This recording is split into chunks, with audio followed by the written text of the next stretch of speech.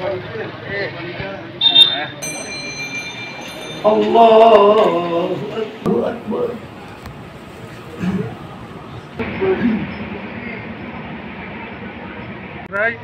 20টা গ্রামের অধিক জায়গার লোক মিলে যে জামাত হয়, তবে 4টা প্রধান জামাত হয়। একটা হচ্ছে বাউখোলা, একটা হচ্ছে আপনার ইসলামঘাটি, আর শ্যামনগর কাশিমারি শেখ আব্দুর রহমান, ওনার নেতৃত্বে একটা বড় জামাত হয়। আর আমাদের এখানে একটা ছোট জামাত হয় ঘড়খালি, আপনারা উপস্থিত আছেন দেখছেন। তো 4টা জামাত হয় এবং 20 গ্রামের অধিক লোক হয়, 50 গ্রামের অধিক বেশি।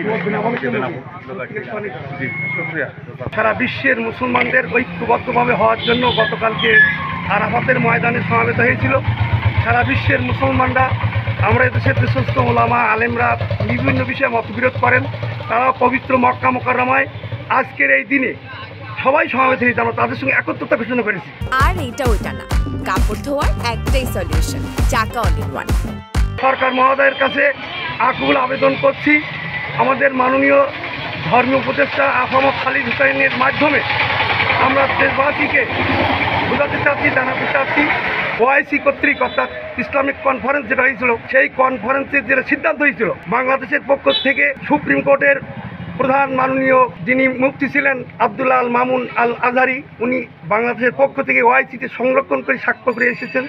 যেটা প্রতিনিধি ছিলেন সেখানে তিনি স্বাক্ষর করেছেন, বাংলাদেশের প্রতিনিধিত্ব করে এসেছেন যে আমরা সারা বাংলাদেশের মানুষ, এই 57টি যে মুসলিম দেশ, এই যে ওআইসিভুক্ত দেশ, একই তারিখে একই সময়ে নয়, একই তারিখে যেমন জুমার নামাজ আমরা পড়ি ঐক্যবদ্ধভাবে, একই দিনে ঈদ, একই দিনে রোজা এবং আরবি তারিখ নির্বাচন যত ইবাদত আছে সমস্ত ইবাদতগুলো আমরা করতে পারি।